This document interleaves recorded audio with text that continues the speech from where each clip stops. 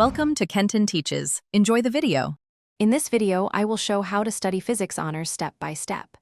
Start by mapping your syllabus and identifying core modules, then set a weekly study plan with dedicated problem sessions. Use active recall, spaced repetition, and concept maps to link theory to problems. Join study groups for peer explanation and solve past exam papers under timed conditions to build speed and confidence. Create a daily routine that balances reading, problem solving, and lab review with clear goals for each session. Start with focused blocks of 25 to 50 minutes and take short breaks to recharge. Rotate topics to apply spaced repetition and prevent fatigue.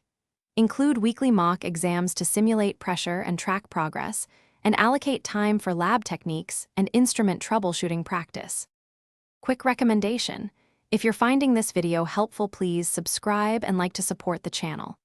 On another note, life's too short for a stinky car. Grab Little Tree's black ice to keep drives fresh during study breaks. I put a link and deals in the description so you can find it easily. Your likes help more students discover these strategies and stay motivated.